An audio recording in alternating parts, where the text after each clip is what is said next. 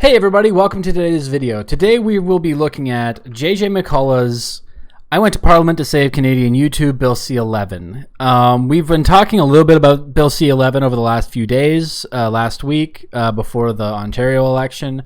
And I just wanted to get this video done today because I wanted to watch what JJ said. I don't normally agree with him on his political ideology. He's significantly more conservative than I like, but he does have some good content, and he generally seems to understand some of these topics a little bit better than most people. And so I do think that listening to what he says here is important, and at the very least it'll get an idea of what people are generally saying about Bill C-11 from an opposition perspective. And honestly, I haven't seen any videos that are in favor of Bill C-11. So let's see if this gives us anything else that can make us more set being for or against. Personally, as of right now, going into this, I am against Bill C-11. I think it puts too many restrictions on how the internet itself is regulated, and I don't think that even if the CRTC had the numbers to actually enforce rules, I don't think that it would even be that effective. So the downstream effects of an ineffective CRTC trying to regulate something that they absolutely do not have the manpower to, or operational capacity to even mandate, is going to end up leaving situations in which there'll be targeted removals, is my guess.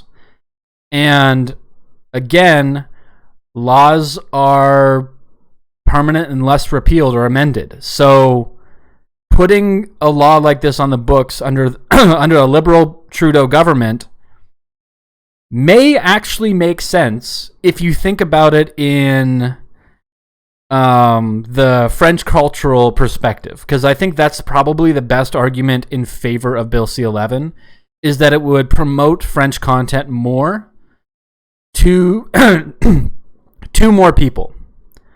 And that's not a bad thing at all. It's definitely not a bad thing.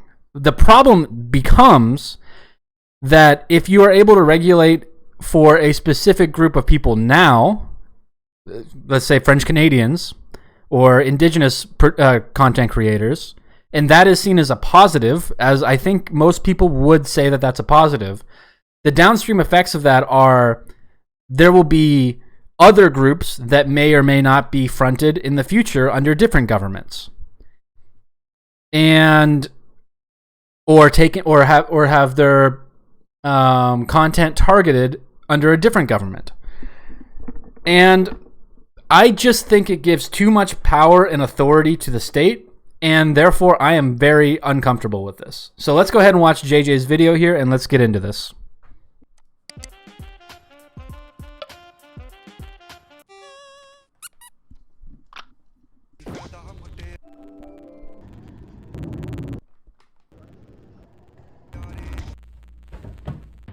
Hello, friends. So, as you could tell from that fancy intro, I am in Ottawa right now because I have been summoned to testify at a parliamentary committee of the House of Commons. Specifically, I have been asked to offer my thoughts on Bill C-11, the Online Streaming Act. This is essentially a bunch of amendments to the Canadian Broadcasting Act that would put digital media platforms like YouTube under the authority of Canada's federal media regulators, namely the CRTC, the Canadian Radio, Television and Telecommunications Commission. Yeah, so the CRTC is a relatively spineless, toothless regulatory body that really only takes action when there are monopolistic tendencies of some of the major telecoms to try to consolidate, but they don't really do anything about cartel pricing like we have here in Canada. They also don't really do anything to moderate. I mean, they moderate public radio content and take complaints, but as far as I know, there's not really a whole lot going there. And in one of our other videos, we looked at maybe it was during the stream the other day. There was like the CRTC only has like 300 and something employees. So how they're actually going to enact any of these new regulations is going to be quite something to behold, because they just don't have the capacity. They don't have the capacity to regulate TV and radio right now. So why would they?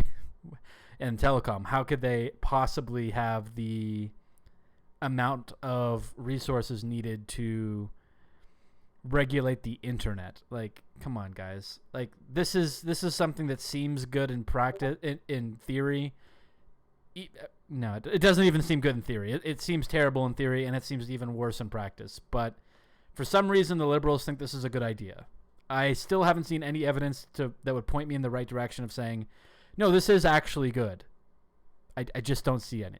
I've been very critical of this proposed legislation in my capacity as a political commentator. Longtime viewers of this channel may recall that I made a couple of videos last year opposing Bill C-10, which was the previous version of this legislation that then died when Prime Minister Trudeau called an election in late 2021. Bill C-11 is thus the successor to Bill C-10 and shares many of the same fundamental problems. But before we get into that, let me just tell you a little bit about how the Canadian parliamentary legislative process works. Yeah, so C-10 is now C-11. C-10 was disregarded at the end of the last parliament, had to be rewritten for this one with a new title, so now it's C-11, and it's been slightly updated. So you perhaps understand a bit more clearly why I'm here, doing what I'm about to do. So this fancy building is, of course, the Canadian Parliament, and all Canadian laws start here in the House of Commons. So the way it works is that a member of the Prime Minister's cabinet introduces a bill to the Parliament in what is called the first reading. If the Parliament votes to proceed, that bill is then sent to a committee where it can be debated in detail by a smaller group of politicians and likely amended several times before being sent back to the full Parliament for a final up or down vote. And during the committee process, the members can solicit the expert testimony of witnesses who may have unique insights into the particular flaws or virtues of the bill. Since the Government of Canada does a lot of stuff these days, there are a lot of different committees, and they're all very specialized. Bill C-11 involves internet regulation, so it was sent to the Committee on Canadian Heritage, which generally discusses bills relating to the media. Now, who gets to sit on a committee, you ask? Well, they're comprised of members of Parliament in approximate proportion to their standing in the elected part of the Parliament, the House of Commons. So the Heritage Committee has 12 members, 6 Liberals, 4 Conservatives, and 2 from the other parties. The witnesses who are called to testify at a committee are also generally picked in proportion to the partisan makeup of the committee. So in this case, the Liberals got to call the most, whereas the Conservatives got to call me. Now, unfortunately, the committee hearings do not take place in the Parliament buildings themselves, but rather in these generic office buildings that are scattered around Ottawa. I'm not supposed to film inside of the building, so I guess the next thing you will see will actually be the hearing itself, so wish me luck. Alright, now I have to say that initially my plan for this video was to do a relatively light-hearted look at how laws are made in Canada, but having now gone through the process, I have to say that it was a fair bit more dispiriting than I anticipated, and quite a revealing glimpse of the power of special interests in Canadian politics.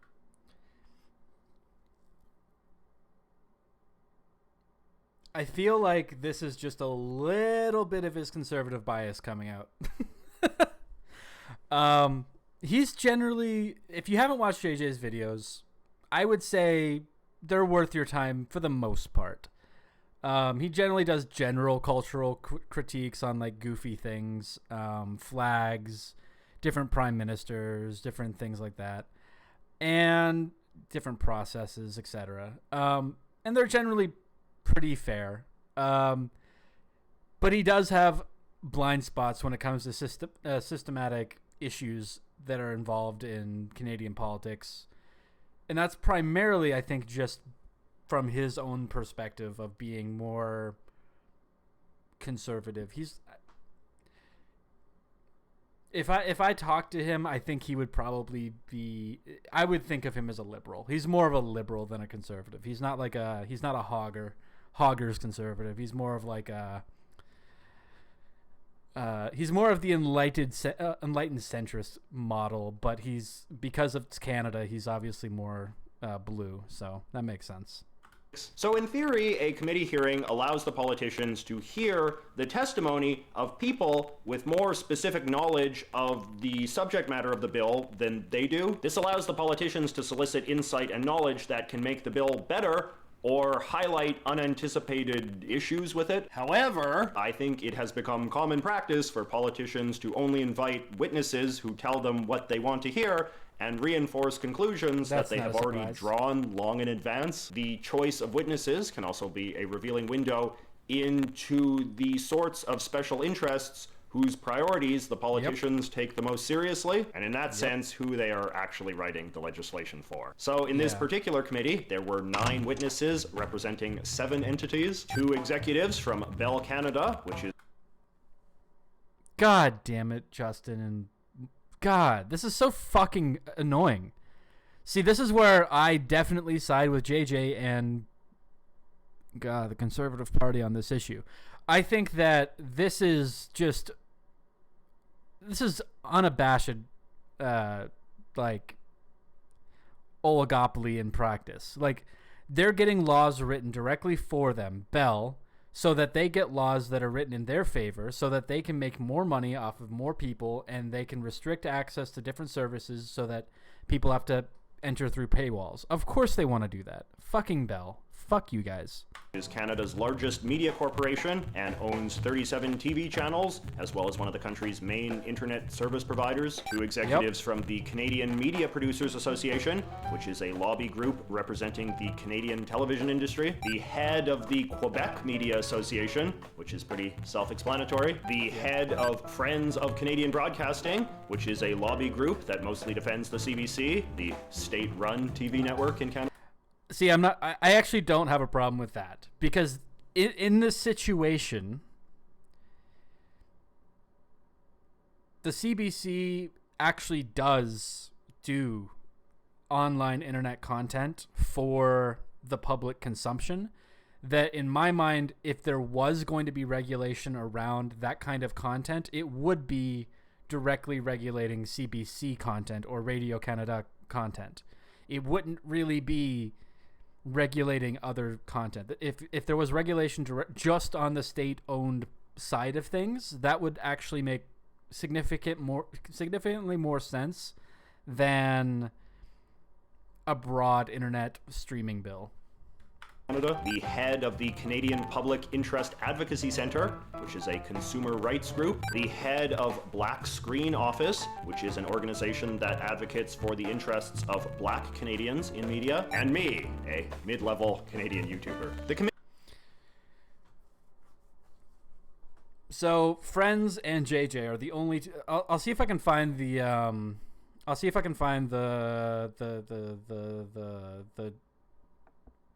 presentation by the Friends of Canadian Broadcasting and see if that person actually says anything useful. We'll look at that after this. The committee hearing began 2 hours late because for some reason it was scheduled simultaneously with a vote in the Parliament on whether or not to decriminalize small quantities of hard drugs. That vote didn't pass, but that's a whole other story. Anyway, when it began, we basically went around the room and each of the witnesses got to give a 5-minute opening statement. Here's what I had to say. Hello, friends. My name is JJ McCullough, and I am a professional YouTuber from New Westminster, BC. Hello, friends. That's JJ's thing. It's funny. Today I hope to teach the committee about Canada's vast YouTuber community and why so many of us fear Bill C-11, a bill we did not ask for, do not need, and threatens the success we've already achieved. My channel's subject matter is mostly cultural analysis with a focus on Canadian identity. My video topics have ranged from a biography of Wilfrid Laurier to the history of potato chips to why different political parties use different colors. My most popular video is about a Dairy Queen in my community, which has been viewed over 8 million times. Professional YouTubers like me earn a living from in-video advertisements, with ad revenue generally correlating with the popularity of our videos. A YouTuber's subscriber count can offer a very rough estimate of their channel's potential audience size. My channel... If you're watching this video, subscribe to my channel. Hey, thanks. I'd love to grow. Love you guys. Recently passed 750,000 subscribers. In total, my videos have been viewed 230 million times. Now, these numbers might sound impressive, but I am actually one of this country's mid-level YouTubers at best. According to socialblade.com, I am merely the 414th most popular Canadian YouTuber. Indeed, according to Social Blade, there are over 100 Canadian YouTubers with over 3.5 million subscribers and over 1 billion video views. But popularity at this level isn't necessary for success. My friend Joe Lee is a professional Canadian YouTuber who makes videos about life in Vancouver and was recently able to parlay the popularity of his channel into his own clothing line. He has just 156,000 subscribers and 12 million views, making him the 945th most popular Canadian YouTuber.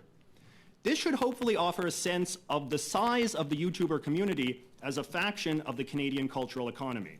The tremendous success and even worldwide fame of many Canadian YouTubers in the absence of government regulation should invite questions about the necessity of Bill C-11. An unregulated YouTube has been a 17-year experiment, and the result has been an explosion of popular Canadian content produced by Canadians of every imaginable demographic.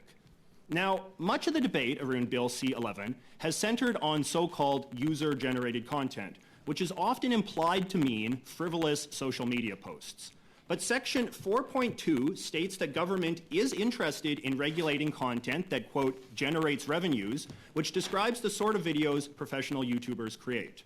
Regardless, it is important to understand that it is simply impossible to regulate a platform like YouTube without also regulating creator content. It's like promising not to regulate books while regulating what can be sold in bookstores. Hence, Section 7 of this bill states that online platforms must, quote, clearly promote and recommend Canadian programming. But what is Canadian programming? We know from the precedent of television that merely having a work produced by a Canadian is not good enough for the CRTC. Yeah, that's the other crazy thing with this bill and this... just even the ambition or the audacity of the Liberal government to think that this is even possible is fucking insane. So the CRTC decides if something is Canadian or not, arbitrarily, for the most part. And in this new bill, there are new provisions for network television to be allowed to be included non-Canadian programming as long as the company itself is owned by Canadians. So they don't actually care about Canadian content. They care about who's getting paid for the content. Is that person Canadian? It makes sense, kind of, if you really think about it. But it also just becomes very, very convoluted. And again, if you are registered in Canada, if you are a Canadian citizen and you make content in Canada about Canadian topics, how is your product not considered Canadian? Well, if your editor isn't Canadian, if you get an editor from the US or from China or from England or whatever, well, that your content may or may not be considered Canadian anymore. That's fucking bullshit. The nationality of basically everyone involved, from editors to musicians to visual effects artists, must be factored in too. A detailed budget is expected, and the project's theme and subject matter must be explained. The CRTC website features countless forms TV producers must fill out in order to get their work certified as officially Canadian and thus worthy of promotion on Canada's heavily regulated airwaves. Most Canadian YouTubers shudder at the thought that this could soon be our fate as well. Given the broad powers of the CRTC, which Bill C-11 expands to include digital platforms, the Canadian YouTuber community is right to worry that the continued success of their channels could soon be dependent on their ability to make content that's Canadian enough to obtain government endorsement. Yeah. Even more ominously, Section 9 of this bill says the CRTC can dictate, quote, the proportion of programs to be broadcast that shall be devoted to specific genres on digital platforms. Given that YouTubers make videos of every genre imaginable, from fitness to architecture to political commentary, it is frankly terrifying to imagine that government may soon have a hand in determining which genres of video are more worthy of promotion than others. In summary, anyone... This is why Bill C-11 is stupid. It's stupid for multiple reasons, but that's the main one. How are you ever going to regulate this shit? How are you actually going to do that? You can't, unless if YouTube just decides to bend over and take it. But why would they do that? Why would they even accept that? They wouldn't. Anyone proud of the tremendous success of Canadians on YouTube should be deeply concerned about the damage Bill C-11 could do to their livelihoods. I also worry that the dreams of the next generation of Canadian YouTubers will become less achievable once they're forced to navigate intimidating new regulatory hurdles my generation did not. But most of all, I fear the damage that will be done to Canada's legacy as a global leader of cultural entrepreneurship once our online creators are forced to make narrowly nationalistic content under duress in order to win the favor of a government in denial of what we've accomplished on our own. Thank you. So I was the witness who got to speak first, and without giving myself too much credit here, the statements of the witnesses that followed, who all supported the bill, were pretty dull and dispassionate by contrast. I would say that's because they didn't have the same sort of righteous fear and outrage motivating them as I did. Instead, I would describe these people as representing special interests that are pretty comfortable with a political process that they can more or less take for granted will always look out for what's best for them. Accordingly, during their testimony, they all applauded the bill for doing the things that they want the government to do, namely, impose tighter restrictions on internet video platforms like YouTube, which they all see as a threat. And they think this way for a few reasons. As I alluded to in my speech, online video platforms like YouTube are not required to play by the same rules as legacy media. The government doesn't require them to fund the creation of good, patriotic Canadian content or broadcast mandatory quotas of Canadian content either. This is either seen as an unfair competitive advantage or kind of immoral and unpatriotic, or some combination of both. On January 29th, 2021, I appeared before the same Canadian Heritage Committee to stress the importance and urgency of passing Bill C-10. A year later, here I am repeating the same message about C-11. Less and less Canadian content is being produced in Canada. In fact, 58% of spending in the Canadian audiovisual sector is now done by companies headquartered outside of Canada. Abdicating our ability to create, produce, develop, and disseminate our cultural content to foreign interests is like allowing foreign companies to come in and farm 58% of our agricultural land. It might actually be, it's probably not quite that high, but I imagine the number's pretty close to that. How much Canadian agricultural land? We're going to look this up. Alberta has a limit on up to 50% owned by outside. 2016 Country Guide. What did they say?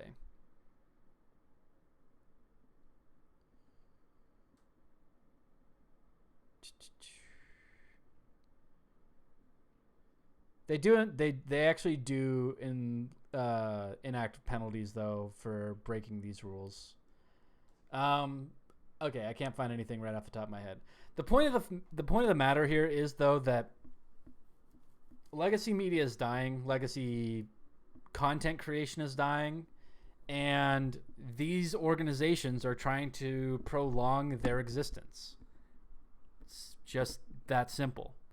And they're trying to take away any advantages that non-controllable entities control. They're trying to take away that advantage, of course, because otherwise they have no shot. Nobody wants to watch this shit. We talked about this last week. Like 30% of Canadians have cable. And that number has just been going down and down and down every single year. So they're seeing their user base dry up because they don't produce anything that people actually want to watch. So they go elsewhere. And now we're in the situation where now they're begging the government to save them. I'm okay with the government saving them, but they should be doing it by providing funding, not by trying to censor and dissuade other creators from creating content. That's just not okay. It is therefore essential that Bill C-11 allow the CRTC to include in its jurisdiction both subscription-based streaming companies such as Netflix, Amazon Prime Video, and Illico, and social media companies such as YouTube, Facebook, and TikTok. I don't want to use these few minutes to give those who would like to see this legislation stalled any more reasons to pause, to prevaricate, to do nothing. Because if we do nothing, how our stories are told, who gets to tell them, and how Canadian audiences access these stories will all be decisions made by foreign tech giants. Oh my God. Okay. YouTube already has its trusted news partners, at least in the US, and I'm assuming it also happens in Canada because I get all kinds of stuff for Global, CBC, and the Globe on YouTube. So I assume that it's the same here. So they're already getting beneficiary action just based on YouTube's own prerogatives, and now they're trying to expand that even further. This is unacceptable. Billion-dollar companies who have effectively been crashing on our cultural couch for almost a decade, paying nothing towards the structures and systems that allow Canadians to tell their own stories. That's just not true. With the adoption of Bill C-11, we as a country will finally send a long overdue notice to these foreign tech giants that their rent is due, that streaming platforms should contribute to Canadian storytelling and reflect our stories back to us. The CMPA supports the passage of Bill C-11. The modernization of our broadcasting regulatory framework is critical to maintaining our national sovereignty, promoting a diversity of voices in our system, and serving Canadian audiences. The Black Screen Office looks forward to the swift passage of Bill C-11. We support Bill C-11 and ask that it be adopted rapidly. Now, the one thing you have to know about Canadian media policy is that it is very politicized, and the bulk of the committee witnesses represented traditional factions of this particular political conversation. The Bell people and the Media Producers Association represented the interests of corporate media in Canada. These people always have a lot of economic anxiety because Canada is a relatively small media market and television is a very high-cost industry. As a result, they are always looking for help from the government to keep their businesses afloat, and in exchange, government regulates them in order to have some say over what they air or what kind of programming they finance in order to serve some sort of larger patriotic greater good, which is where you get things like mandatory quotas for Canadian content on Canadian TV. The Quebec Media Guild represented the interests of the French Canadians. The French Canadians feel that their culture is uniquely important as a distinct community that only exists in Canada, and that therefore the Canadian government has a unique obligation to go out of its way to ensure that their cultural distinctiveness is preserved, including in the media. That's the only argument that I've seen so far that is like,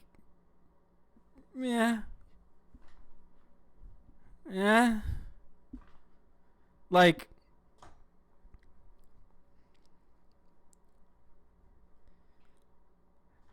but again, I go back to my original point is, if you want to produce more French Canadian content to make it more accessible, allow creators to make it through grants, allow control through those kinds of systems, allow for funding on the back end of individual creators to create their own stories and create their own progress, and do that in French, do that in Indigenous languages. I don't think we'd really have any conversation here if that was what this bill is, but that's not what this bill is. This bill is regulating existing content and existing platforms so that other content made by traditional media, legacy media in Canada, is promoted over individual people. That is not okay. Friends of Canadian Broadcasting basically represents the anti-American faction. As the only network that is run directly by the government, The CBC is often imagined to be the most direct bulwark of resistance to US media, and is thus very popular with the sort of people who fret a lot about the supposed Americanization of Canada. The CBC makes Canada's most overtly patriotic programming. The consumer advocacy guy, who frankly felt like a bit of an afterthought, represented the interests of ordinary Canadian media consumers, who of course the politicians all want to be seen as caring about. And the woman from the Black advocacy group, of course, represents modern political sensitivities about the importance of not having all public policy made entirely by a bunch of out-of-touch white people. And then there was me. Now, I am not naive. I understand what I represented. I was invited by the Conservative Party to embarrass the government. They knew I was critical of this bill and wanted me to poke some holes in it because it was in their partisan interest to do so. But cynicism aside, I was also a representative of new media digital creators, which, as I said, is the community that I do believe has the most to lose from Bill C-11. So after opening statements, the politicians got to ask questions of the witnesses. And again, without putting too fine of a point on it, these were all generally softballs in which the politicians asked people who they knew would agree with them, why they agreed with them in various ways. How do we ensure that we aren't a branch plant for cultural economy, rip it and ship it based economy that Canadians benefit but industry retains its value? And then the Conservatives asked softballs to me that got me to harshly criticize a bill that they were already opposed to. You know, when we hear some of this rhetoric, I do think it disturbs some people. You know, when we hear stuff about how we have to protect ourselves from foreign domination and we have to maintain our cultural sovereignty, the idea that, you know, Canadian culture is this like fragile thing that like the evil foreigners are going to corrupt and sort of erode us. You know, that to me is the kind of rhetoric you associate with like Viktor Orban's Hungary or something, right? And I don't think that a progressive democratic country like Canada wants to set the roadmap to regulating the internet that can then be adopted by the Viktor Orbans of the world. You know, because what's to prevent an authoritarian government from sort of saying like, well, we want to protect our cultural sovereignty too, and that's why we need to regulate YouTube and make sure that only good patriotic, you know, content is seen, and we'll, you know, play around with the algorithm to ensure that only the sort of patriotic. I don't even think that that's bad faith. I actually think that that's what's happening here. I don't think that that's bad faith at all. I think that's what's happening here. Content that we believe our people should see will get boosted in their feeds and their subscriber counts and all that kind of stuff. This is a real sort of old-fashioned way of thinking about Canada and thinking about Canadian culture that I personally do not have a lot of time for, and I think is increasingly just a very dated sort of premise of thinking about culture that most YouTubers just do not conceptualize in the same way. Like, they don't think I'm making content in order to preserve some fragile idea of Canadian sovereignty. They think I'm making a cooking video, I'm making a fitness tutorial, I'm making a DIY video. You know, I make videos that are about specifically Canadian stuff, but there's tons of Canadian YouTubers who have been successful by just making the kind of content that they think there's an audience for. Sometimes that audience is Canadian, sometimes that audience is international. But you know, Canadians, I don't know, we're a very diverse people and we've got a lot of different interests. And I think that the great thing about YouTube and new media is that it allows Canadians to create the kind of content they want for a market that they believe exists. They sink or swim based on the popularity of that. And it's true what one of the other fellows said, which is that, you know, there are a lot of failed Canadian YouTubers. There's a lot of failed Canadian actors. Nobody is guaranteed success in the cultural realm. But I just think that YouTube is a marvelous case study of how you can be an independent Canadian content creator and achieve, you know, wealth and success and fame and all of the sorts of things that creatives want, you know, without government regulation, without subsidies, without mandates and CanCon requirements and all of this kind of stuff. So what I'm sort of saying is that I do think that we need to kind of get away from this. Like, if old media wants to still live under that regime, that's fine. But to me, as a new media creator, when I hear about talk of like protecting our culture from foreign domination and how we need government sort of paternalistic hand to ensure that YouTube will be more patriotic and more Canadian and that consumers of YouTube will only watch the right sorts of videos, you know, that kind of stuff gets my back up and gets the backup of a lot of Canadian content creators who don't want to be told what kind of content that they have to make. Preach, brother. That was, yeah. I think that the Canadian media ecosystem has two very distinct branches. You have legacy and you have new media, digital media. If legacy media wants to continue working within these boundaries and wants to keep playing these fucking rules, they can keep doing that. The rest of us, Fuck them. JJ, what you're talking about is the desire under Bill C-11 that the government has to protect, quote, Canadian culture. Ultimately, what it means is that CanCon, anything that fits that definition, which is an antiquated definition to begin with, will be bumped up in the queue in terms of discoverability online, and other material that doesn't meet that antiquated definition will actually get bumped down and maybe even be on page like 553 of the internet where it'll never be discovered in its lifetime. What impact will this have on digital-first creators? Yeah, so like this is a very important point. So like in the YouTube world, we have a term where we talk about getting buried, right? You know, YouTube has its own algorithm, which is controversial in its own terms, like what makes a YouTube video easy to discover or not easy to discover. YouTube has their own sort of system of that. If government gets involved, if the CRTC gets involved and comes up with their own sort of metrics, then you've got this whole new stress to worry about. Like, is your video now not only getting sort of suppressed by YouTube's algorithm, but by some sort of new, you know, content regime that the CRTC has imposed on YouTube? You know, is your video getting suppressed, even though it's made by a Canadian, because it's not Canadian enough by whatever the CRTC's definition of Canadian enough is? You know, as I said in my opening statement, you know, the CRTC makes, as I'm sure the other witnesses are well aware, they make you jump through all sorts of hoops in order to obtain what is literally called like Canadian certification. You know, having to vow that, or having to affirm that, you know, there was enough Canadian actors and there was enough Canadian music and it was made in Canada, as well as content stuff. Like, these are all the hoops that you have to jump through. And, you know, 10 seconds. I think it's a lot of Canadians are going to be oblivious to all of these hoops that they have to jump through. A lot of Canadian YouTubers are oblivious to this discussion that's even happening. So there's a lot of, I worry very much that a lot of YouTubers are going to wake up one day and they're suddenly going to see their content suppressed. Suddenly they're not going to be making as much money, not getting enough views because governments intervened. The Liberal members of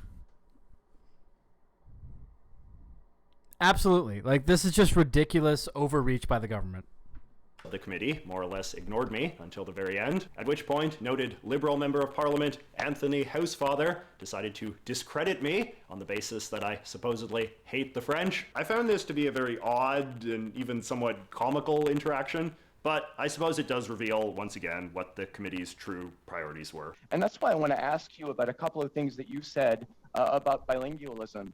I found an article where you called French an exotic, dying language, utterly irrelevant to the ordinary lives of most Canadians. I have also found the article that you wrote saying that bilingualism is a threat to Canadian democracy. So let me ask you, as a national government, part of C-11 is protecting the French fact across Canada. And I'm asking this question to you in English, not in French, because I'm not trying to score political points on it. Can you tell me why you believe that bilingualism is a threat to Canadian democracy, and whether or not you believe the federal government should not have a role to play in protecting French culture across Canada? Okay, I probably disagree with JJ on this one. So I think that the French-English divide is a theoretical threat to democracy. Probably not that much anymore. French separatism or Quebec separatism isn't really that popular as far as I know anymore, and so I think that's not really that important. I think more likely would be reactionary reactions to some special treatment or perceived special treatment of French Canadians by Western provinces. As far as the other half of that, I don't really care. No, it should the government have anything to do with French cultural influence? Sure,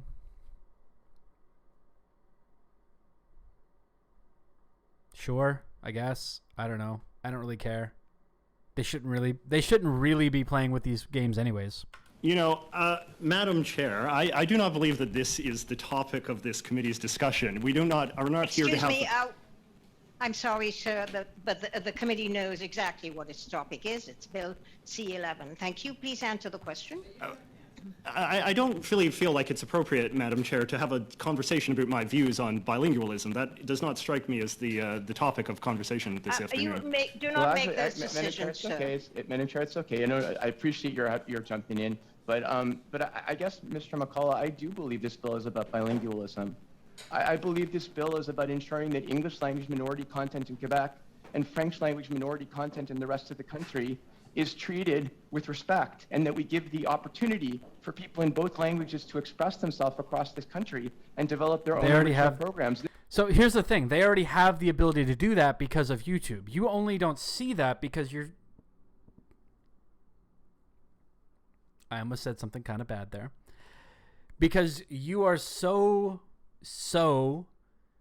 entrenched in this liberal, market-based, anything for the dollar approach that you just don't give a shit about what actual creators are doing. You only care about what it's perceived to be doing. Fucking toothpaste, asshole. This committee in the last parliament adopted many amendments, Mr. McCullough, to this bill that dealt with this very issue, and we've had many witnesses that have come talk to us about how important this is. So I guess my question is again to you, sir, about this bill. Do you believe that it is fair in C-11, which is an important part of C-11, that the federal government is protecting French content and French original creation of content across Canada in all forms? I do not believe that it is the role of the government to impress upon Canadians French content if they don't want it. If Canadians want to watch French YouTube videos, say, there is nothing to prevent them from discovering those videos and watching them. I do not believe it is appropriate for the government 100%. to sort of, pass laws or regulations or mandates that would, say, force YouTube to, impose French content on YouTube or on YouTube users who don't want to watch that, right? That just to me seems kind of preposterous. I think that this should be ultimately a consumer-driven phenomenon. What consumers want to consume is what they should be free to consume. I don't think it's the role of government to tell them to watch more French videos, to tell them to watch more videos on X, Y, or Z. I don't think it has anything to do with French. It has everything to do with sort of consumer demand. And that's my perspective, because I believe in a free market and I believe in a free market approach to culture. I don't believe in the idea of a government knows best approach to culture in which, politicians or bureaucrats or whatever get together and sort of say, well, you know what Canadians need to watch more of? It's this, that, and that. And we should use the strength and the power of government to, force this into their, YouTube feeds or their subscription feeds or onto their airwaves or onto the radio or whatever. That's my opinion. I know that that's, perhaps not your opinion, but that's what I believe. I believe in the freedom of consumer choice, and I believe that content should sink or swim based on its popularity. I agree with that. And, you may or may not see this video, depending. But I think that JJ is right here. I think there hasn't been a point made yet on the other side that makes me go, yes, this seems like a good idea. And again, the best argument I think in favor here is what this liberal member is actually saying. And it's still a really bad argument, right? I agree with JJ. I don't think that cultural content or any sort of content has the right to be regulated by the government. I don't think that they should tell you what kind of content you should watch. I don't think they should have any say on algorithms or what's being presented to you. I just don't. Sorry.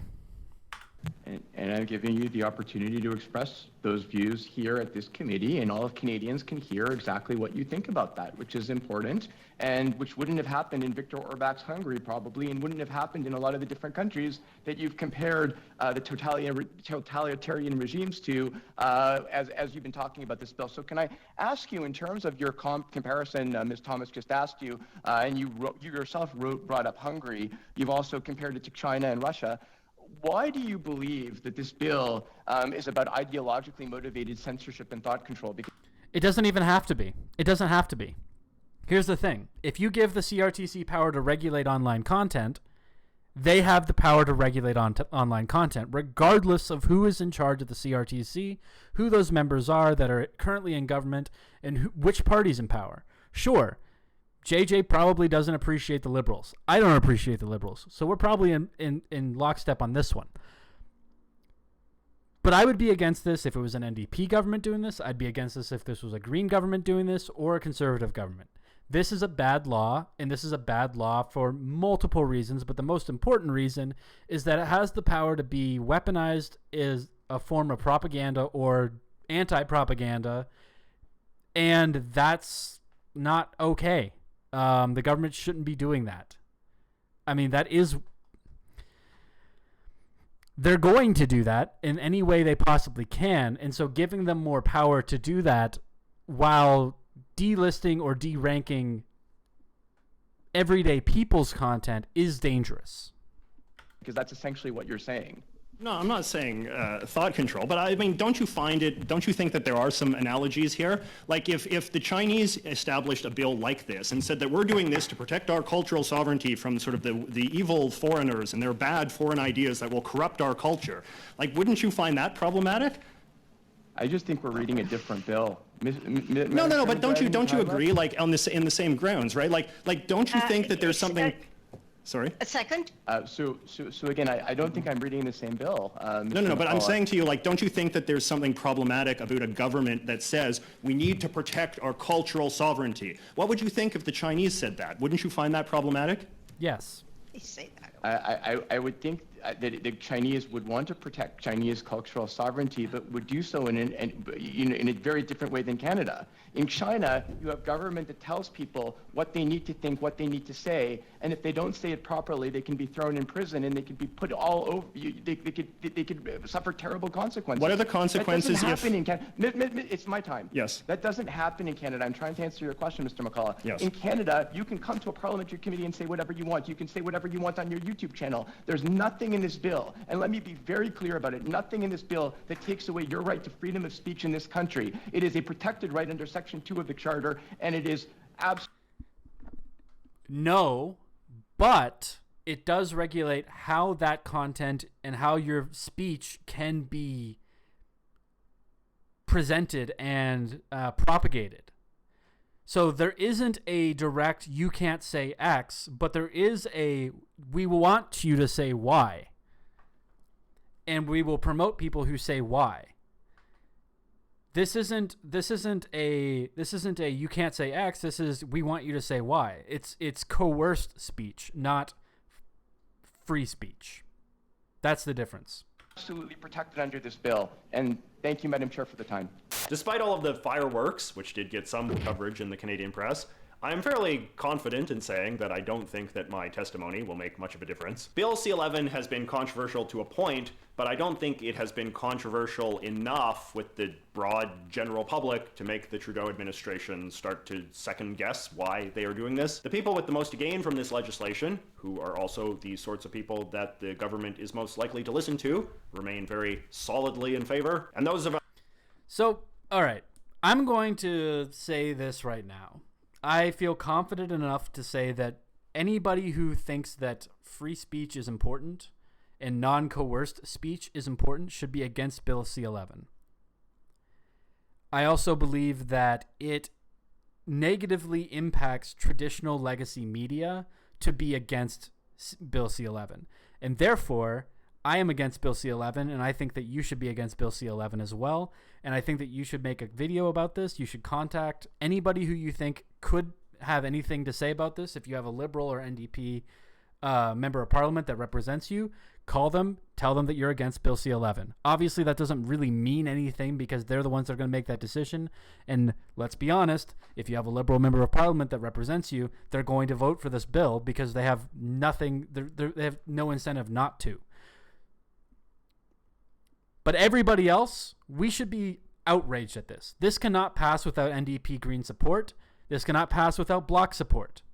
So if you're a Bloc Québécois member, if you're a Conservative or an NDP member or you're a Green Party member, and you have a representative in your district that's not a Liberal, we should all join together and be against this bill because this is a restriction of free speech and it has a chance of just escalating terribly if a different government that has more nefarious intentions ever gets in charge. I don't like these Liberals that are in charge right now. I think that this is a nefarious act of Parliament by them. But I think that this just opens the door for even more scary shit to come down the road. We should be against Bill C-11, and that's it. Thank you for watching this video. Please like and subscribe, and if you made it all the way through to the end, thank you. Have yourselves a fantastic day, and I will see you tomorrow. Have a great day, y'all. Peace.